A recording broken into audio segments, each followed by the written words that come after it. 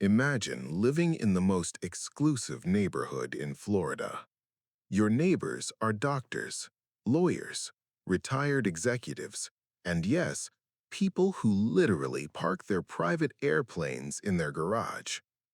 Now imagine that the man in charge of keeping all of this perfect, the man with the clipboard, the rule book, and the title of HOA President, decided one Tuesday evening to push a 12-year-old boy off his bicycle, then steal the bike, then tell the crying child in front of witnesses, "Do you know who I am? I'm the president of the HOA." And then the police showed up. What happened next will make you laugh, shake your head, and remind you of something very important about the kind of people who love power a little too much. Stay with me, because this story is worth every single minute. To understand this story, you first need to understand where it happened, because this isn't just any neighborhood. Port Orange, Florida, Volusia County, about 20 minutes from the famous shores of Daytona Beach. Now, Port Orange has plenty of lovely communities, quiet streets, palm trees, retired couples walking their dogs in the evening Florida sun.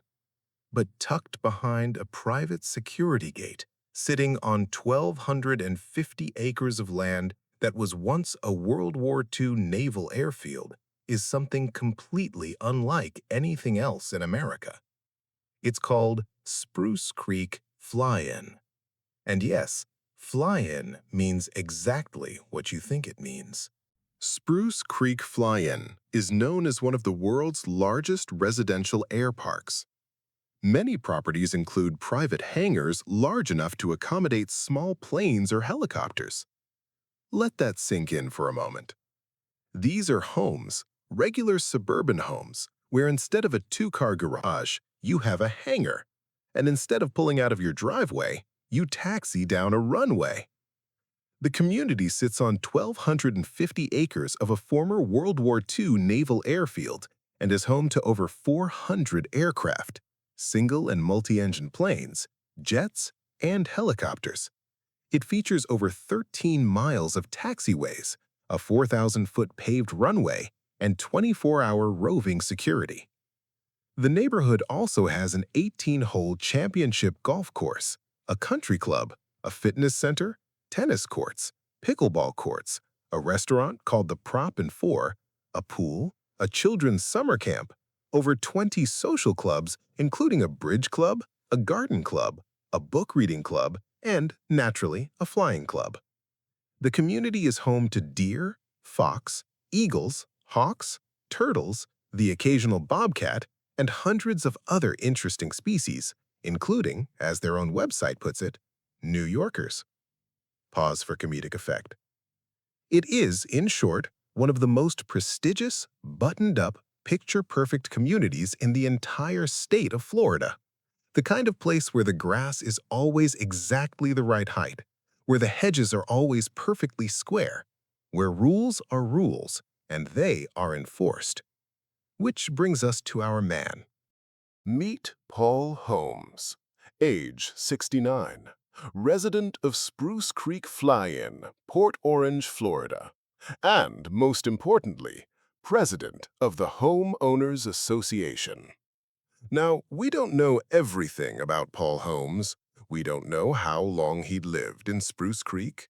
We don't know if he flew his own plane or simply admired the runway from his porch. We don't know if he played golf on the championship course or took his meals at the Prop and Four restaurant. But what we do know, what the public records make crystal clear, is that Paul Holmes took his title very, very seriously. HOA President. Not HOA member, not HOA volunteer. HOA President. There is a certain type of person who treats a neighborhood title like a crown, who reads the HOA bylaws not as guidelines, but as scripture, who walks through the community not as a neighbor, but as an authority figure. And in Spruce Creek Fly-In the spring of 2026, Paul Holmes was that person. It was a Tuesday evening in late May 2026. The kind of evening Florida does so well. Warm golden light, a gentle breeze cutting through the Florida humidity. The kind of evening where people finish dinner early and walk outside just to enjoy the air. Near the Spruce Creek Clubhouse on Country Club Drive, the tennis courts were mostly quiet. The golf course had emptied out. The neighborhood was settling into the peaceful rhythm of a May evening. And somewhere in the community, a 12-year-old boy was doing what boys have done since bicycles were invented. He was riding his bike. Just riding. No destination, no urgency. Just the simple, timeless joy of wheels turning and wind in your face on a warm evening. He had no idea that the next few minutes would end up being reported by national news outlets across the country. He had no idea his bike would be stolen, or that the man who stole it would say one of the most accidentally funny things ever spoken in the history of American neighborhood disputes. But we're getting ahead of ourselves. Let's go back to the beginning. The 12-year-old boy had recently moved from Texas to live with his grandfather in the Spruce Creek Fly-In community. Now, think about what that means for a moment. Being 12 is already one of the more complicated ages. You're not quite a kid anymore, but the adult world still feels very far away. You're figuring out who you are. You're navigating new friendships, new schools, new routines. And this boy had done all of that while also moving to an entirely new state, from Texas, big, wide, familiar Texas, to a gated luxury air park community in Florida, where the neighbors owned private airplanes. That takes adjustment. But here's the thing about kids. They adapt. They find their footing, and they find their freedom in the simplest ways. For this boy, freedom was his bicycle. On that Tuesday evening, he was exploring the neighborhood, the way kids explore new places, without maps or plans.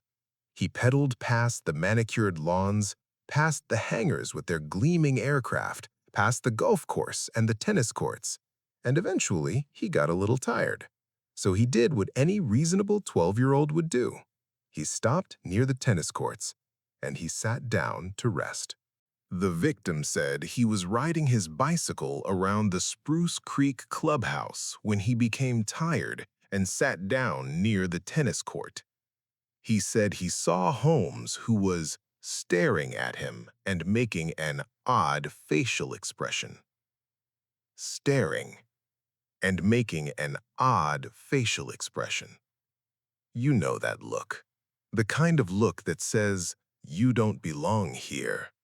The look that sizes someone up and finds them wanting, not because they've done anything wrong, but because their presence, somehow, bothers you. The boy noticed it immediately. And here's where the story takes its first twist, because the boy's reaction was not fear. It was not submission. It was pure, unfiltered, 12-year-old American defiance. Now, I want to be very clear. What this boy did next was not polite. It was not the response his grandfather would have recommended. It was not what they teach in etiquette class.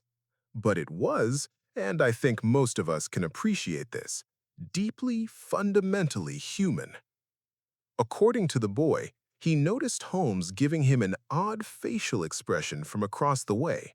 Naturally, exercising the time-honored diplomacy of preteens everywhere, the boy hopped back on his bike and flashed Holmes the middle finger. And then he started pedaling away. Because that's the beauty of being 12.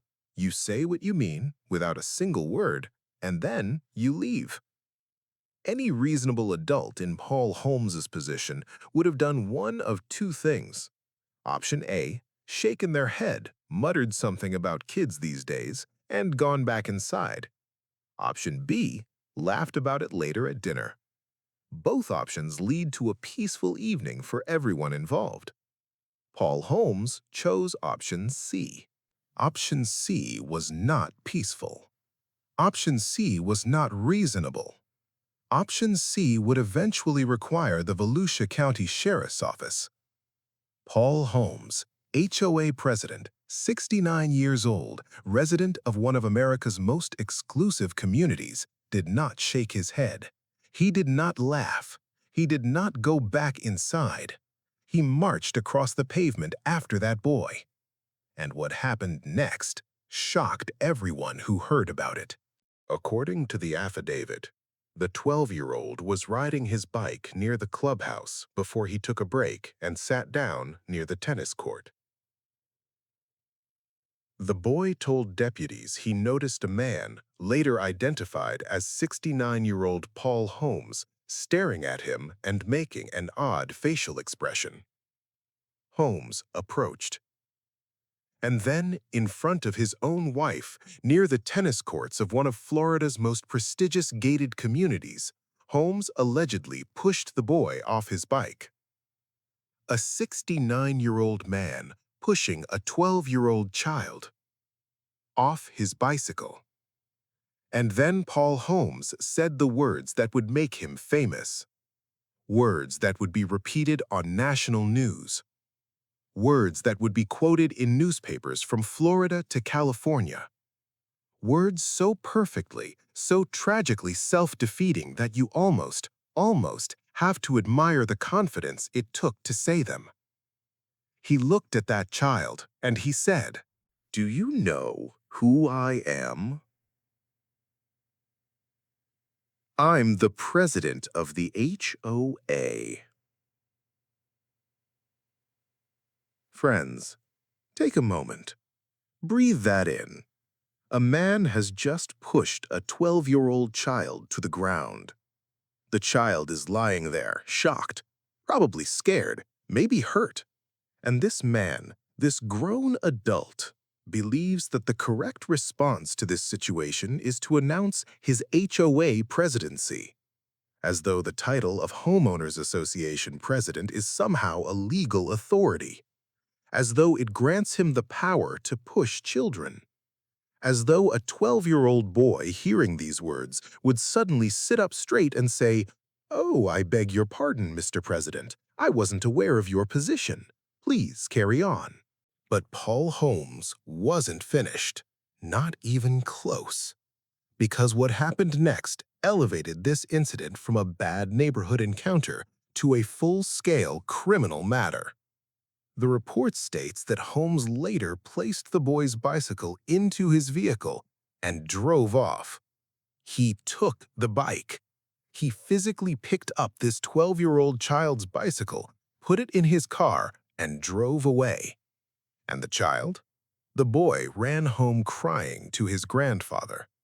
A 12-year-old boy, new to the neighborhood, new to the state, just trying to ride his bike on a Tuesday evening. Running home crying because the president of the HOA pushed him down and stole his bicycle. Now, I want you to picture the grandfather for a moment. He's at home, Tuesday evening, maybe watching the news, maybe sitting on the porch, and then the door bursts open and his 12-year-old grandson runs in, no bicycle, arm red, eyes full of tears, and tells him what just happened. Someone pushed him down. Someone took his bike. Someone said, "I'm the president of the HOA."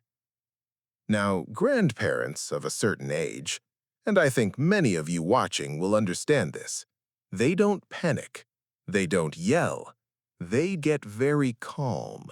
And that calm, that's the most dangerous thing in the world. The boy's grandfather informed deputies that the family had recently relocated from Texas to the Spruce Creek Fly-In community. He also mentioned that the child called him upset and crying following the incident. Later, the grandfather discovered Holmes driving nearby with the bicycle inside his vehicle. The grandfather found him right there in the neighborhood, driving around with the stolen bicycle still in his car. And this is where the story gets, if you can believe it, even more extraordinary. The grandfather confronted Paul Holmes. He said essentially, "That's my grandson's bicycle. Give it back." Holmes initially refused to surrender the bicycle, sparking an argument. In a twist of modern irony, Holmes's own wife filmed the dispute.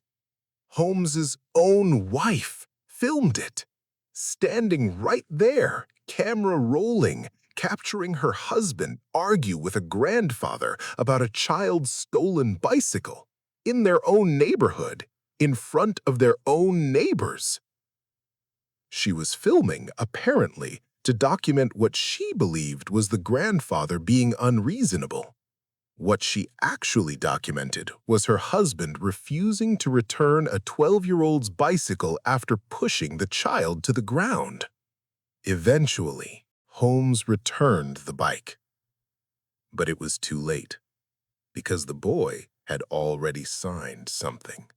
The child signed a sworn statement requesting charges for battery and theft. Deputies noticed redness on the child's arm, but the boy refused medical care. WFTV. He refused medical care because he was a 12-year-old boy, and 12-year-old boys don't want to make a fuss. But he signed that sworn statement. And investigators also reviewed surveillance video from a nearby home that purportedly showed the child running away yelling, "He took my bike. He took my bike." Those 4 words, captured on a neighbor's security camera, a scared child running home through a luxury gated community, crying out for help. The Volusia County Sheriff's Office had everything they needed.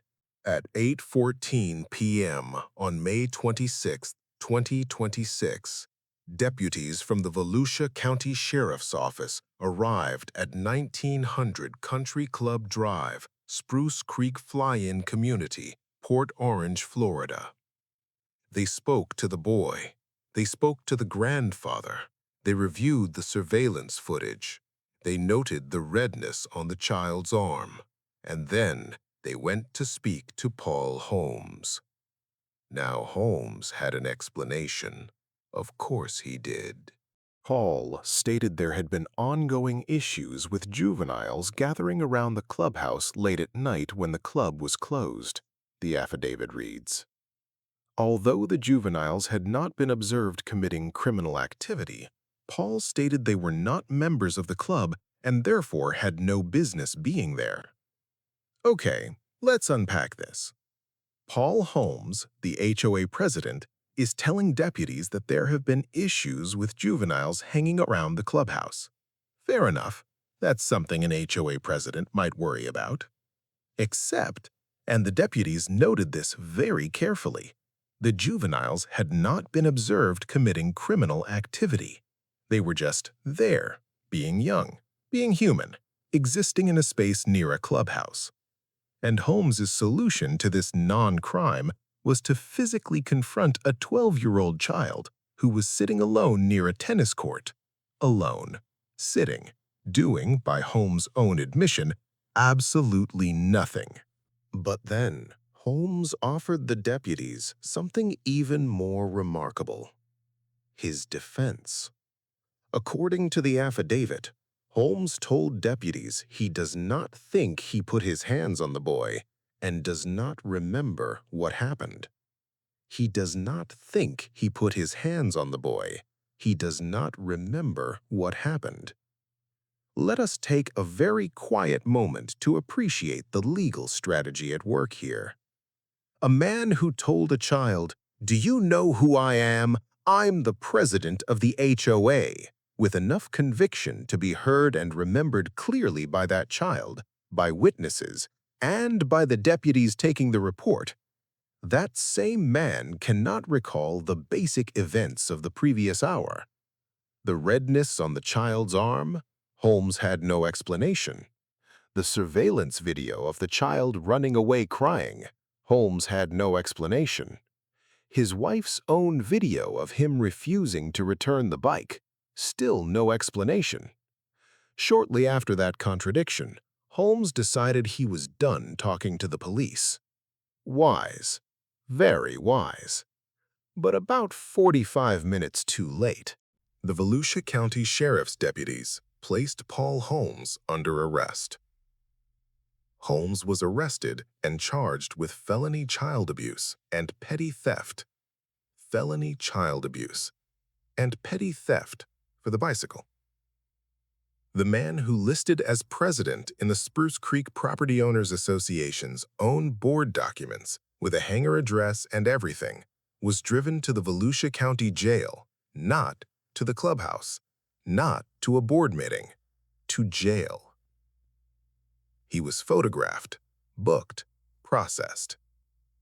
The HOA president of one of America's most exclusive gated communities, a man with a private airplane hangar, an 18-hole golf course in his backyard, and a title he apparently cherished above all else, spent that Tuesday night as a guest of Volusia County.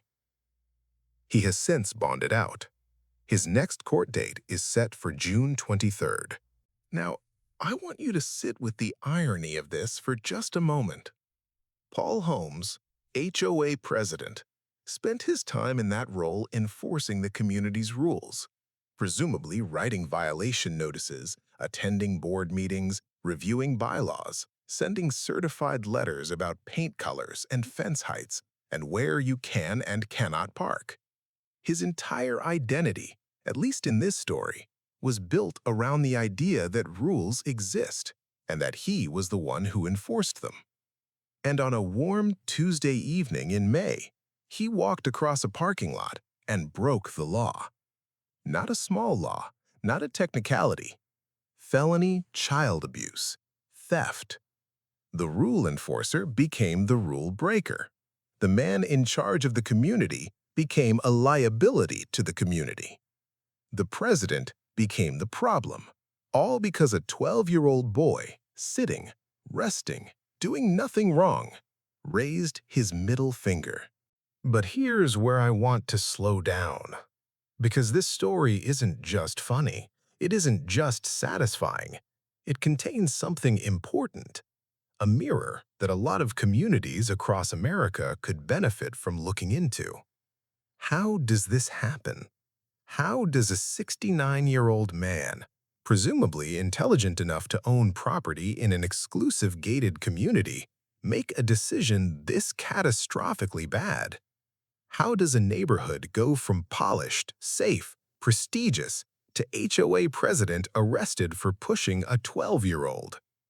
The answer, I think, has everything to do with something very American, something very human.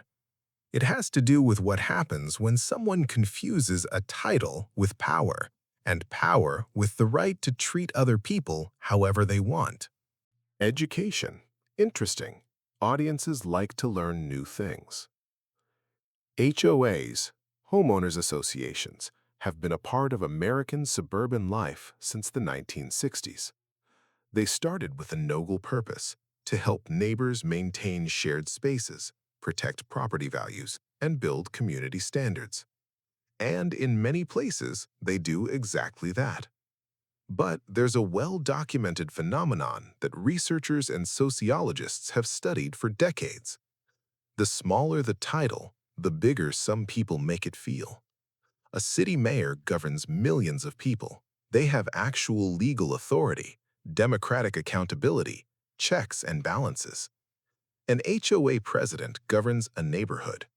But some HOA presidents treat their role as though it carries the authority of a mayor, the permanence of a Supreme Court justice, and the enforcement power of a police officer. They don't. An HOA president can send letters, they can hold meetings, they can, in some cases, levy fines. They cannot push children. This is, it turns out, still illegal, regardless of your position on the board. There's something else worth noting about where this happened. Spruce Creek Fly-In is a vibrant social community. Be prepared to engage with neighbors and participate in events if you want to get the full experience. It's also, by every description, a community where membership matters, where belonging matters. The community features 24-hour roving security. Residents' and visitors' driver's license numbers, license plates, and entry times are kept on file. This is not a criticism.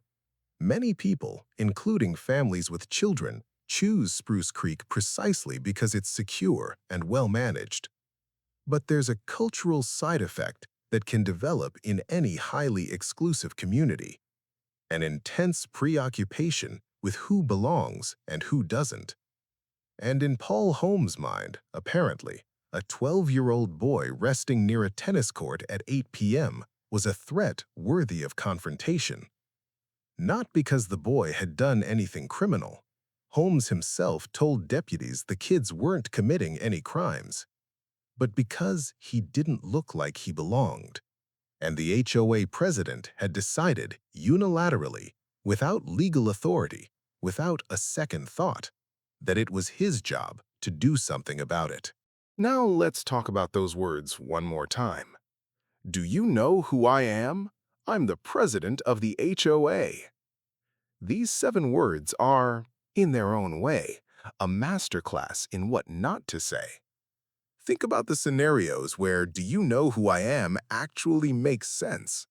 A head of state at a diplomatic checkpoint, a surgeon in a hospital where they've misplaced their badge, perhaps a very famous celebrity at a red carpet event. Now think about the scenarios where it makes absolutely no sense. Standing over a 12-year-old child you've just pushed to the ground, in a neighborhood where you manage the shared lawn maintenance. The phrase, "do you know who I am," only works if the honest answer is, "yes, sir, and your authority over me is real and significant." To a 12-year-old? From a neighborhood volunteer board president? The honest answer was, "No, sir, I do not, and also, you just pushed me down and that's my bicycle." Here's what's interesting about people who actually have power. Real power. The kind that earns respect. They almost never announce it. Think about the teachers you remember most from your life, the ones who truly commanded a classroom. Did they spend their time reminding students who was in charge? No, they didn't need to. Think about the managers, the bosses, the community leaders who actually made things better. Did they walk around telling people their title? Or did they show it in their patience, their fairness, their willingness to listen? The people who announce their power are almost always the people who don't quite have it. Not really. Not in any way that matters. A man who truly ran a respected community, who was beloved by his neighbors, trusted by his fellow residents, seen as a genuine leader, would never need to tell a frightened child who he was. His reputation would have already done that. The fact that Paul Holmes felt he needed to announce himself, urgently, loudly, standing over a fallen child, tells you everything you need to know about where the real authority was that evening. It wasn't with him. And then there's the boy. Let's come back to him for a moment. 12 years old, new to Florida, living with his grandfather in a neighborhood he was still getting to know. He did something rude, absolutely. Flashing a middle finger isn't something most parents would cheer. But here's the thing. He didn't break any law. He didn't damage any property. He didn't threaten anyone. He was a child, in a new place, feeling the mild suspicion of being watched, and he responded with the blunt, unfiltered reaction of a 12-year-old. And for that, he was pushed to the ground. For that, his bicycle was taken. For that, he ran home crying to his grandfather. He's going to remember this evening, probably for the rest of his life. And here's what I hope he remembers when the shock and the fear have faded. He stood up. He went to his grandfather. He signed a sworn statement requesting charges. At 12 years old, he did everything right. The story broke publicly on May 27, 2026, the day after the arrest. WFTV, the ABC affiliate in Orlando, published the first report. Within hours, it had been picked up by news outlets across the country. Law and Crime, Tampa Free Press, Click Orlando, Yahoo News, AOL. The story spread like Florida wildfire. And the reaction?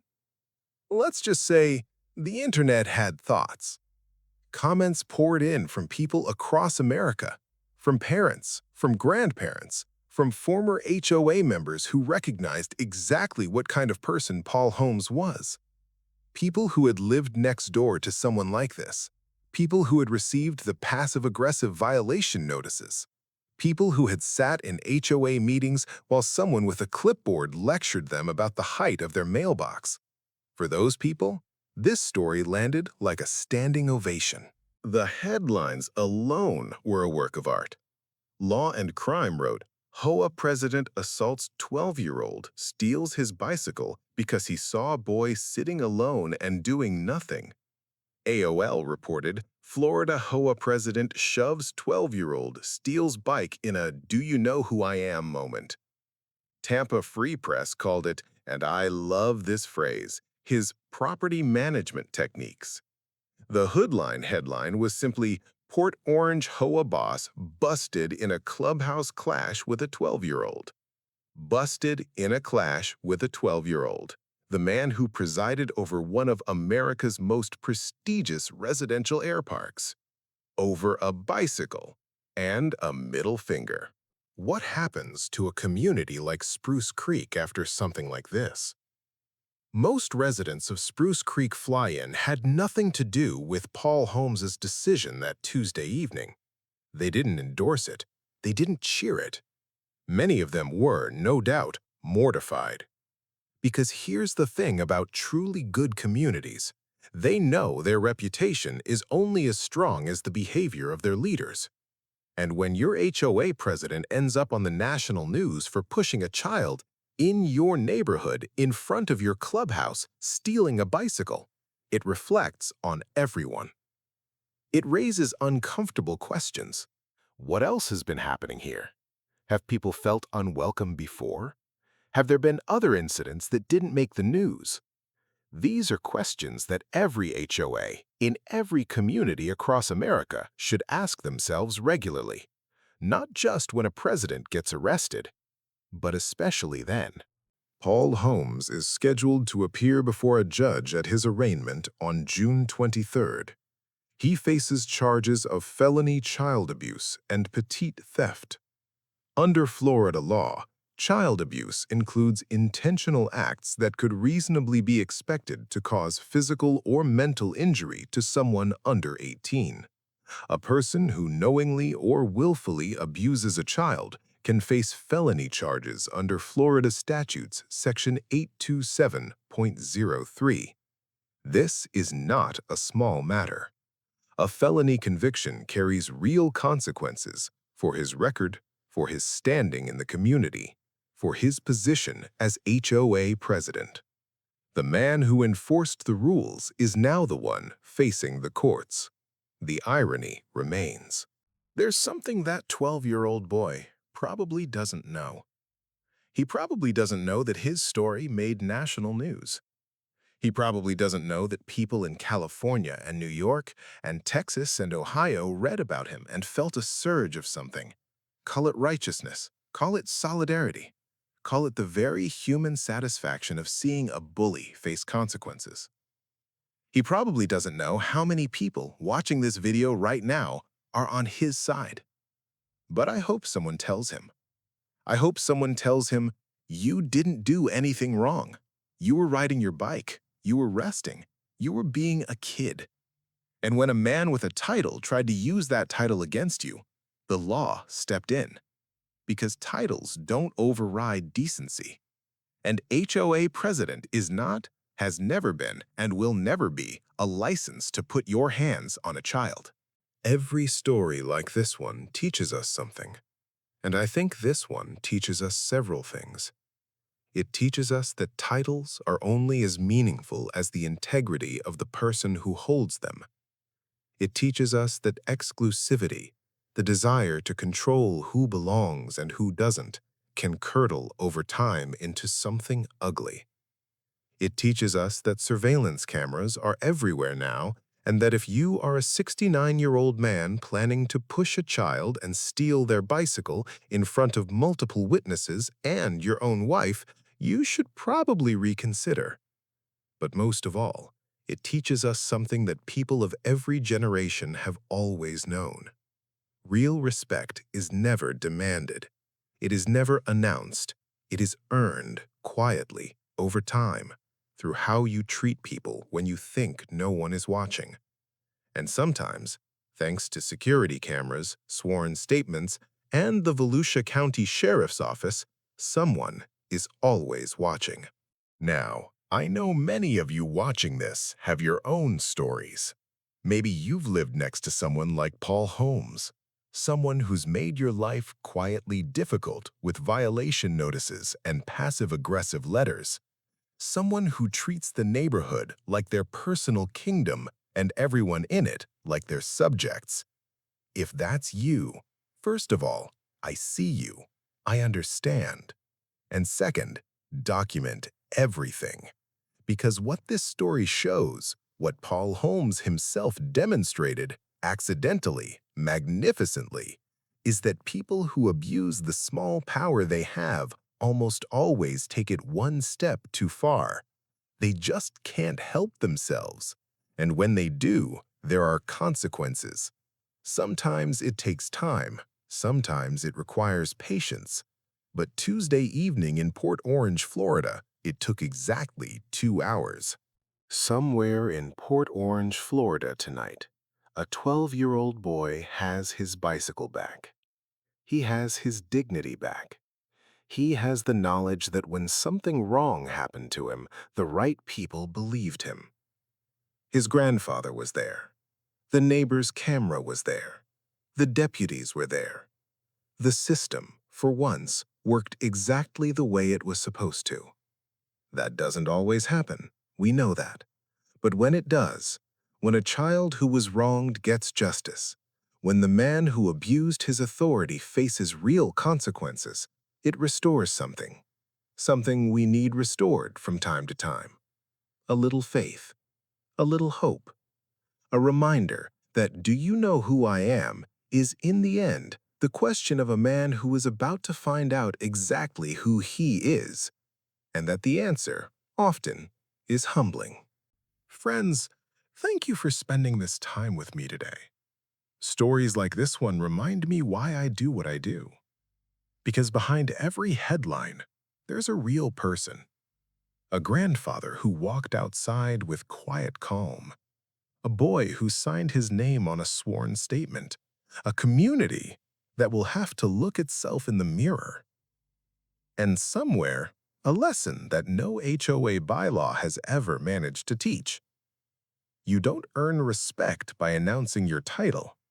You earn it by how you treat people, especially the ones who can't fight back, especially children. Now, I want to hear from you. Have you ever lived next door to an HOA president who forgot the difference between managing a neighborhood and ruling one? Drop your story in the comments below. The community here, and I mean our community, loves to hear from you. If this story gave you something to think about, please give it a like. It helps more people find us. And if you're new here, welcome. Hit that subscribe button. Every week, we bring you the real stories of real people. The good, the frustrating, and yes, sometimes the beautifully, perfectly ironic. I'll see you in the next one. Take care of yourselves. And maybe, just maybe, go a little easier on the neighbors.